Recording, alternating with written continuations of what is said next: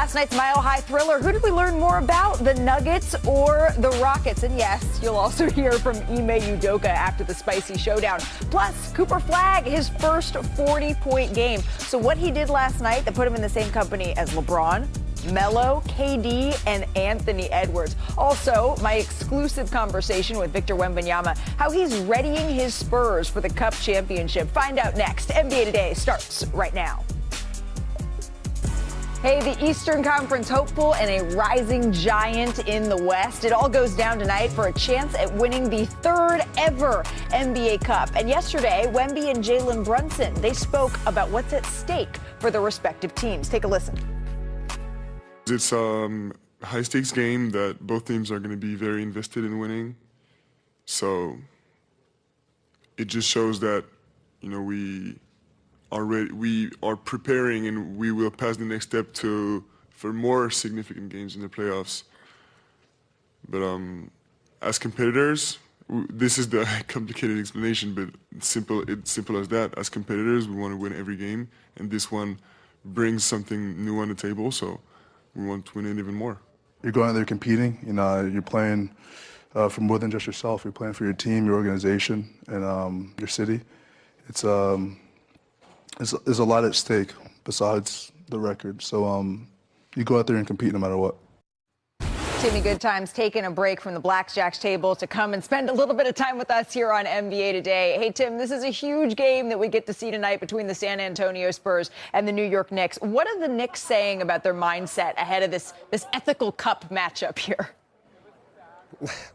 Well, Malika, for the Knicks, they have not raised any sort of championship banner to the rafters at Madison Square Garden since 1973, when they won the second of their two NBA championships. So, yes, this is not the Larry O'Brien trophy, but for the Knicks, this is a chance to do something they haven't done in more than 50 years. And it is something that they hope will be a springboard for them to have postseason success, like obviously the Oklahoma City Thunder did last year when they got to the Cup championship game, went on to win the NBA title, and the Indiana Pacers did the year before when they came out of nowhere after making the Cup finals, made the conference finals 2 years ago, and then obviously beat the Knicks in the conference finals last year to go on to the league's championship round. And for the Knicks to do that, Malika, obviously you just referenced Victor Wembanyama earlier. One thing Jalen Brunson talked about yesterday, the Knicks have to get Victor Wembanyama away from the paint. It's obviously a real challenge to do that. In the minutes Victor's out there, we'll see how many he's able to play today. Expect the Knicks to try to keep the ball movement they had in Saturday's win over Orlando when they had a great showing against one of the best defensive teams in the league. Try to get Victor moving around, maybe take away some of his energy and get him away from the paint. Get Jalen Brunson a chance to get another 40 points like he did in Saturday's win. Absolutely. It's easier said than done, keeping Victor Wembanyama out of the paint. Tim, thank you very much. I'll see you in a couple of hours at tonight's game in Vegas. But as Tim alluded to, it has been a while since the Knicks have won an NBA championship. The last one, it was 52 years ago. It was back in 1973. Remember, they got to the finals twice, though, since then. They lost to the Rockets in 1994, and then they lost to the Spurs in 1999. So once again, the Spurs stand in their way of something significant. Not a championship, but an NBA Cup. So let's get to that other side of this. San Antonio here, as we say hello to our Michael C. right here. Michael, this is one of Wemby's biggest game, if not the biggest game he has played in thus far in his career. And of course, in the last game, we saw him on a minutes restriction. We saw him come off of the bench. So what is the plan here in the Cup final? Well, Malik, I would not expect a full workload for Victor Wembanyama. Expect him to play somewhere in the neighborhood of 20 to 25 minutes, something like that. Now, Spurs coach Mitch Johnson said that just because Victor came back in that semifinals win over OKC, that does not mean he's 100% back. You've got to remember, this guy is coming off a 12-game absence, and so they need to really ease him back into the mix. Now, Victor Wembanyama said yesterday that he will have some input into the direction that they ultimately go here. Now, that means there could be a chance that Victor comes off the bench again like he did in that semifinals game against OKC. In the first half of that game, I got a text from a source that told me that the Spurs were looking to strategically maximize Victor's minutes. So that could very well be the case here, but it's important to note again that Victor will have a say in this. Yeah, that's going to be interesting, particularly because on that minutes restriction, by him coming off of the bench and not playing in that first quarter, where was he available? He was available at the end of the game when it was a tight one, and they needed him to be able to close out the Oklahoma City Thunder. So that's going to be something that's interesting to watch. Michael C. Wright is on the case for us. We will come back to you if you have any updates on Victor's status here, because the Stars, they are going to be out in Vegas. But, of course, the Stars are also out in our studio. Our own Shanae Agumake, our own Danny Green. I feel like a game show host. Well, let's start with Jalen Brunson here, Shanae, and what you're watching for from him. Malika, there are some games that you never forget. Do you remember this? In March of 2024, Jalen Brunson scored a career-high 61 points against who? The Spurs. That's the second most points in Knicks history, behind only Melo's 62. Respect to the legend. The real Melo. I'm going to break down how he's able to play this fencing match. You're funny, Danny, because you play fencing trying to know when to strike. This is drop coverage. Great read by Brunson, who averages 29 points per game. The defender is late, Jeremy, and he strikes in the mid-range. Again, when there's a pick-and-roll situation, this time in transition, Wemby is off of the ball, which means he's going to attack. Wemby tends to go back thinking that it's a full attack to the rim. Instead, look at this nice drag dribble to create separation on his kill spot, which is the elbow. Expect Jalen Brunson to have more plays just like that. Yeah, but that was year one, Victor Wembanyama. This is year 3. It's a lot different. The clips that we're about to show you, as you can see, with him on the floor, they rank second, top 3 in the league. With him off the floor, 22nd. It's a big difference with him off the floor. But as these clips will show you, he's a lot different this year than he was in year 1. As he's up on the screen, see this arm? Look at this hand. That's SGA.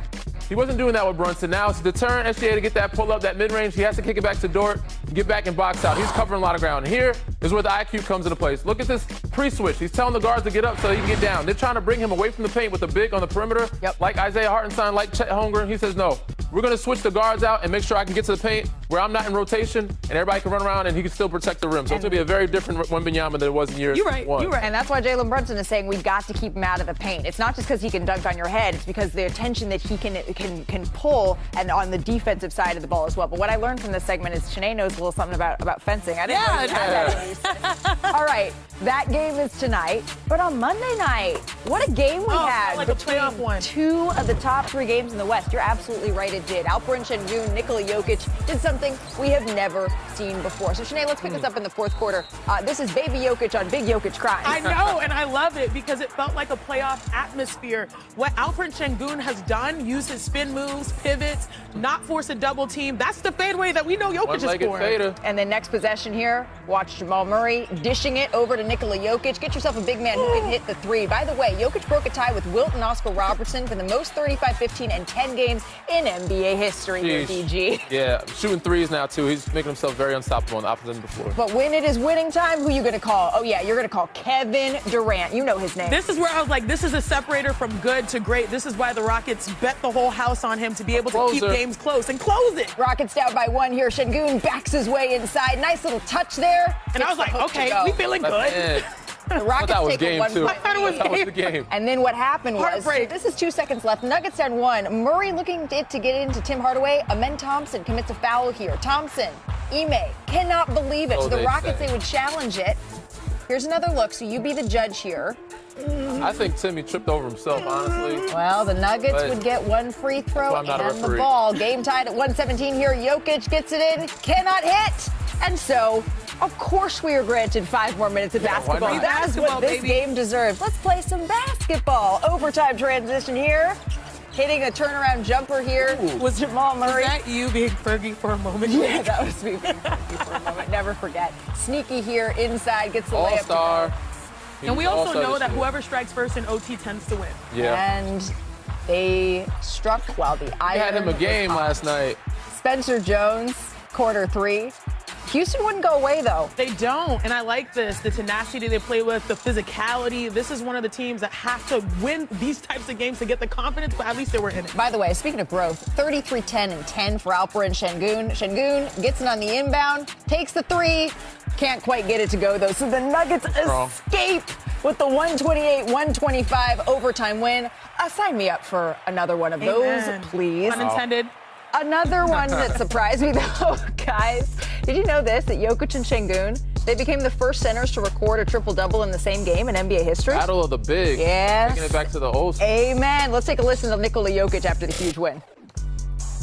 They're a really talented team, you know. They have a lot of weapons. They are really good in defense. They're big and tall. They attack the offensive glass.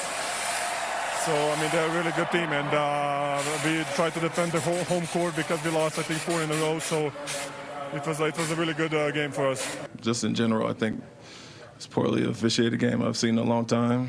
Two have no business being out there, and the crew chief is acting starstruck. So you're seeing all kind of inconsistent calls, and I'm sure we should have got a few more texts.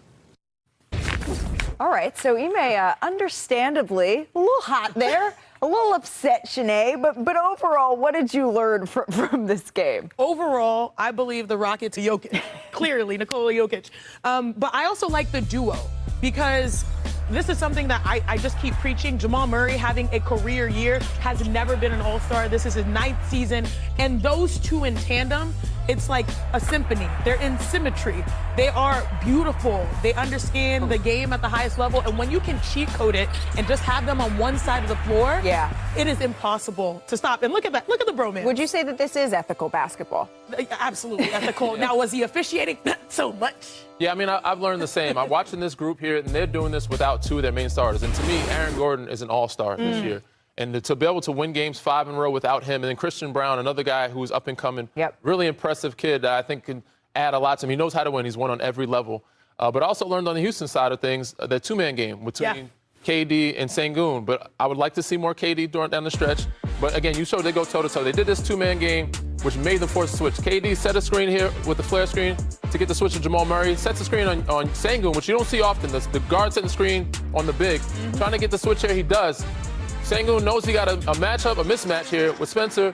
Daring Jokic to double team, which he's not going to do because there's Kevin Durant on the perimeter. Now he's got a 1-on-1 mismatch against the young fella who gets a left-hand layup, which we thought would be for the game. Again, I would like to see more KD in that action, but when you have that type of 2-man game, it's a mismatch on both sides. To me, I love how we celebrate the offense, but I think the difference in the game was the matchup Jokic and Sengun, but the difference was that Sengun was not able to guard Jokic in single coverage. For example, there would be times where Jokic would get it down the middle lane of the floor, and he would shoot a 3, and Sengun could not contest. And so the other alternative is to run 2, and who's the best passer in the NBA? Jokic. So that is the conundrum. I do think that they have to find ways for Sengun to slow Jokic down. But I think he did his best trying to get it on the other end. But second-round matchup in the playoffs, I know it's only December, but if you said that we're getting to sign up for that, by the way, Ime, going to get fined?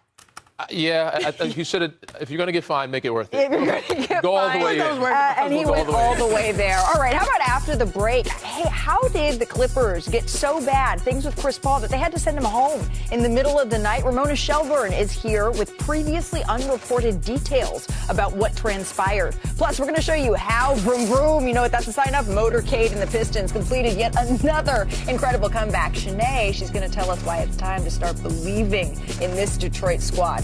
And for the first time, Victor Wembanyama, he really goes there, friends. He's talking about his blood clot diagnosis in new details and how that time away is fueling him this season.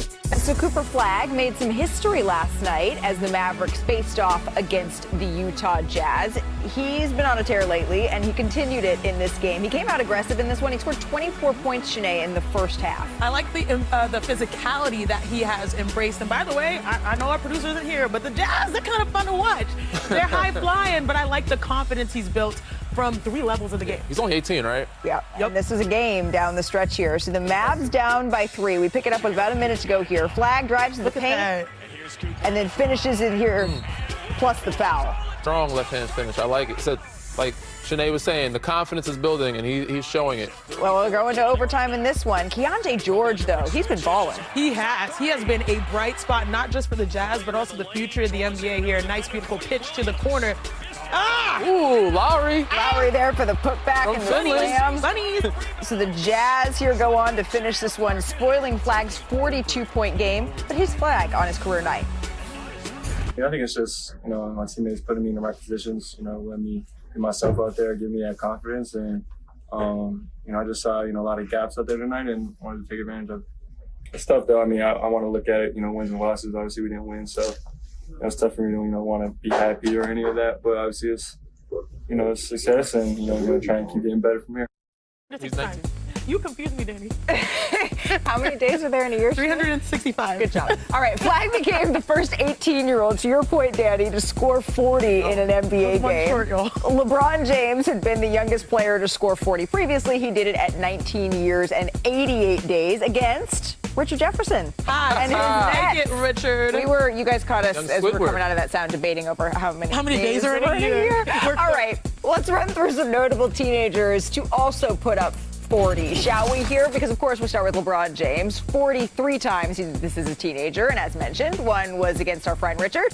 Any chance to mention that? And then babyface Bron, he shot 15 of 29 from the field en route to a Cavaliers comeback in the win. Richard had 35, though, in the loss. Justice for Richard. How about Carmelo Anthony? Hello. 2004, this one was against the Sonics. 19 of 29 for 41 points. Only one free throw attempted, by the way. Ethical basketball.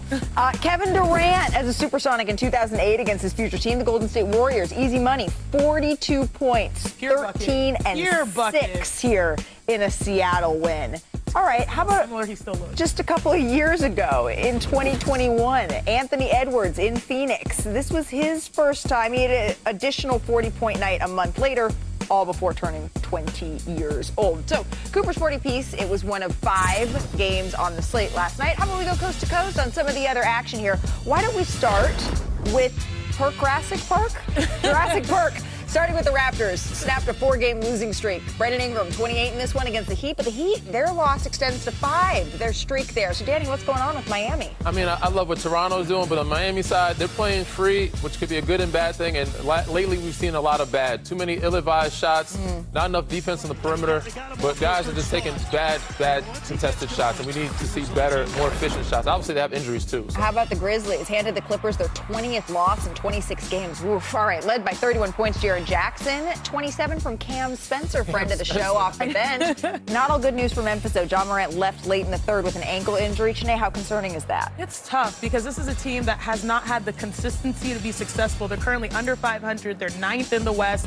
I do want to credit Jaren Jackson Jr. Shot 70% from the field, but still, you need that continuity for them to make a push upward. And you need John Morant being the jaw that we have That would help. Right? All right, how about the motorcade? Hit the road to take on the Boston Celtics here. We're going to pick this one up early in the fourth quarter. The Pistons up by 6. Cunningham drives, knocks down that midi. Smooth. Oh, midi. By the way, y'all should see Danny's face when he said smooth. I know. He looked disgusted. Stank face. Okay, Cuzzo. Hello. That's a green boy right there. Yeah, one of the Green brothers still getting up We're not like related, that. though. We're not related. Dunking it all over Derek I could White. never do that. I could never. Big 3 nominee. Maybe we're going to see this again later in the show. And then minutes later, the Celtics down by 9 here. Derek White kicks it over to Jaylen He's been Brown. cooking, y'all. Create space, let him He's cook. been He should be in the MVP conversation. Well, I mean, 34 Boston points team. so far for him. I love my guy. Derek White. Nobody expected him to be top 3 in the East. That's true. And 31 for Derek White. To But cut the also, lead to speaking 3. of MVP conversation. Yeah, definitely, absolutely. Killer Cade. Cade, on the other hand, ISO crosses spins. Sinead. Did you know he's number 2 in clutch time points in the NBA Mr. behind Clutch. Shai Gilgeous-Alexander, the MVP? Put some respect on that name. Boom, boom. What a move from Cunningham. Ices the game with that one. Rev your engines. He had 32 points, 10 of 6, 6 of 10 from 3-point range. Now, the Pistons, they trailed by 12, and they came back to win. They improved to 8-3 when trailing by double digits this season. That's the most in the NBA, and that's the kind of grit you're going to need to win some playoff series. All right, hey, coming up here on NBA Today, we're going to revisit the Clippers here. Ramona Shelburne has some impact in his return. Understatement. So let's go into bonus, right? The Spurs outscored the league-leading Thunder by 21 points when Wemby was on the floor. They were minus 19 with him off it. That's called impact. It's been a special year overall, though, so far for Victor Wembanyama. He's on pace to be the first player since Shaq during his 2000 MVP season to average 25 points, 12 boards, and 3 blocks, and just the 6th since blocks became official.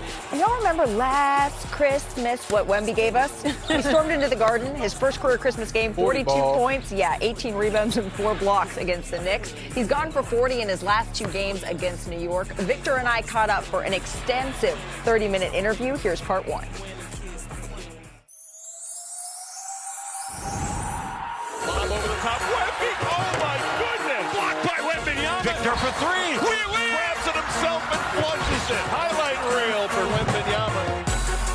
Avec Joyeux Noël Joyeux Noël. Merry Christmas. I've been working on it. Joyeux Noël. What were the Christmas traditions in the Wembanyama household when you were growing up?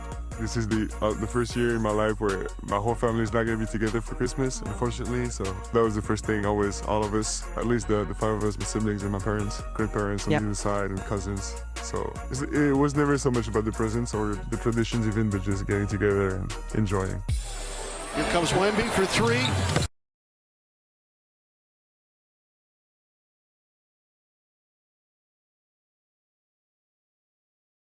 Good straight away. He's north of 40 on his Xmas debut.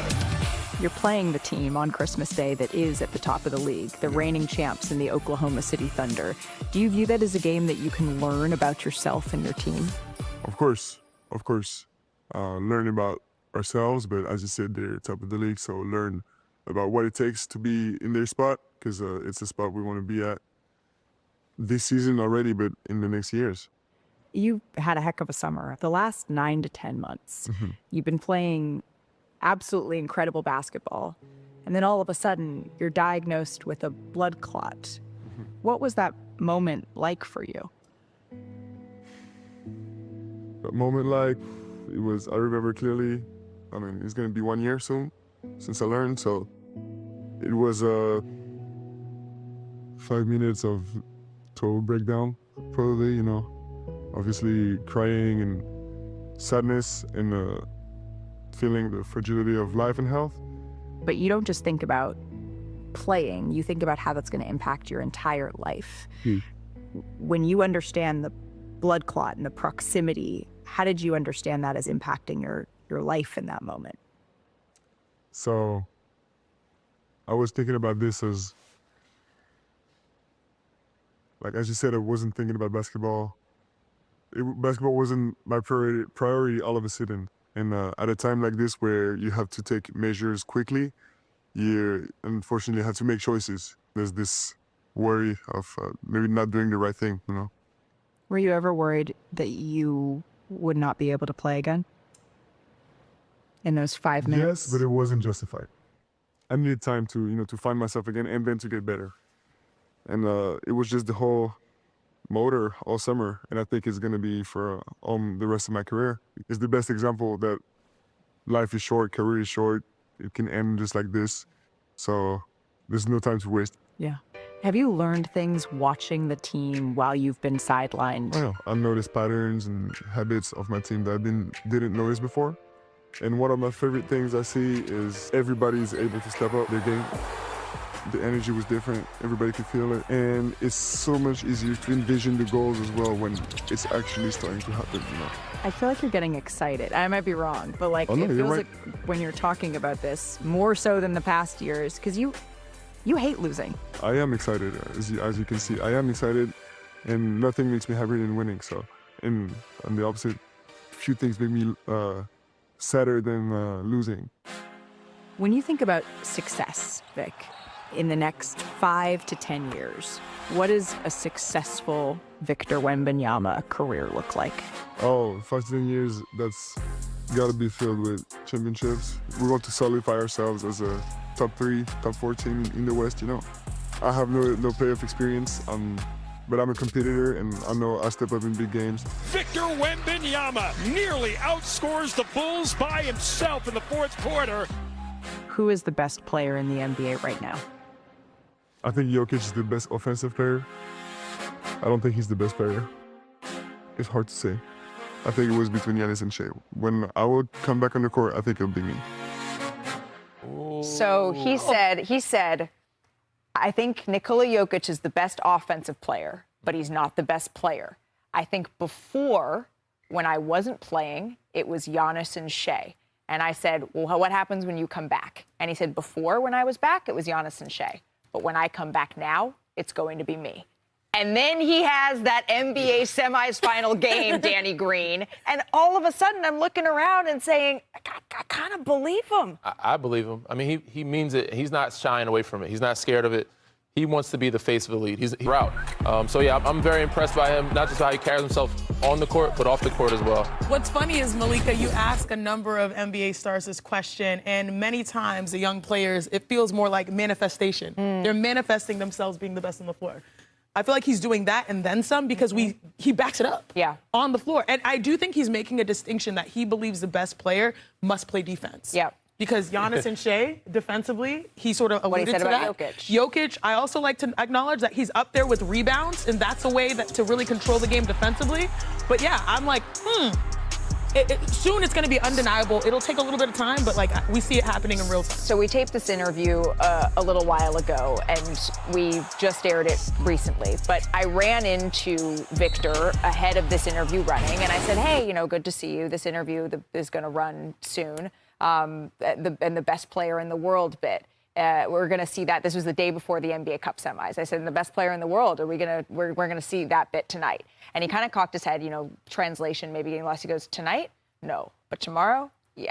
And that was his way, you know. So it's like, this is the player that we're seeing on the floor now. Now, the Knicks have the task of stopping that player, right? So the New York Knicks, they spoke at media availability ahead of the NBA Cup. Here's what Jalen Brunson had to say about facing Victor.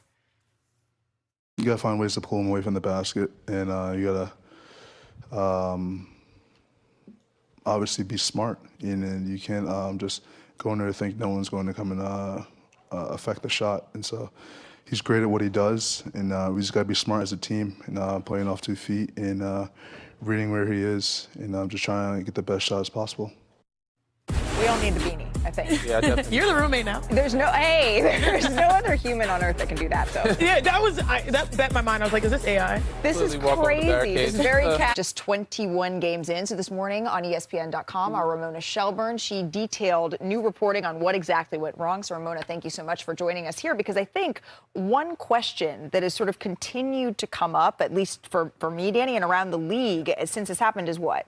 Like, was this so bad that it had to be handled this way? Yeah. Like, was it that bad? Look, I wasn't in the locker room, okay? I talked to everybody in and around this, so my answer would be no, that there were so many other ways you could have done this. Could you have come up with, hey, it's not working out, let's send you home to rehab and injuries, be away from the team for a couple of weeks until the trade deadline? There's so many other ways they could have done that. Even somebody who doesn't like Chris Paul said to me, I don't even like Chris Paul, but he's not a G leaguer. You don't send him home in the middle of the night like that. And I think that's the takeaway that most people have. But the other issue is this was hard from the start. They had him in there as somebody to be a veteran leader at the end of the bench with little maintenance. And things were going well at first, and then they started losing. They didn't win a game for 2 weeks. And one of those instances that you detail in this piece that sort of illustrates the what wasn't going well was Chris Paul's relationship with Jeff Van Gundy, in one story in particular. Yeah, I mean, think about this. You're Chris Paul. You've never had a coach's decision not DNP your whole life.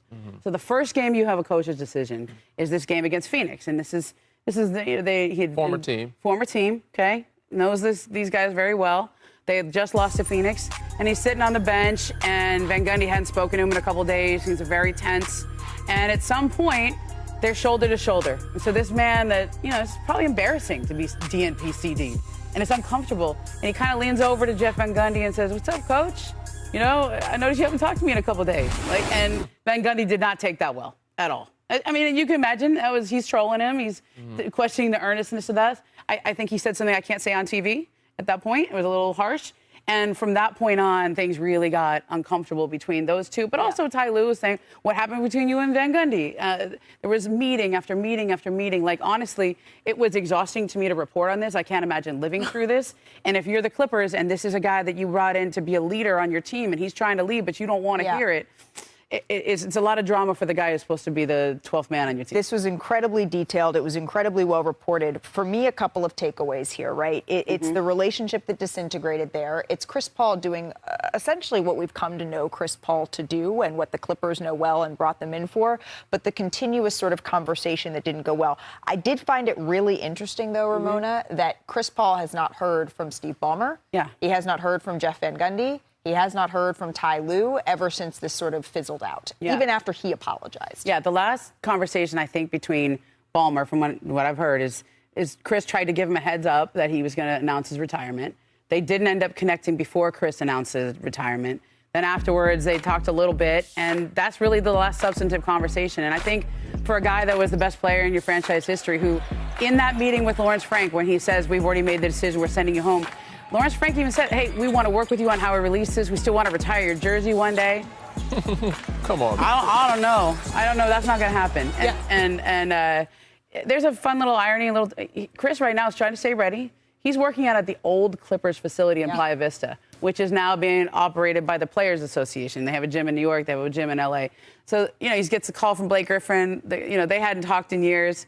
Now those three are on the DeAndre Jordan are on the FaceTime. It took all of this to get them back on the phone and that old era of Clipper basketball. Now Chris is back at the old facility. And just for some context, to have a transaction or at least a decision be made like this and not hear from the management, I've never heard of a circumstance like that, like no communication, one.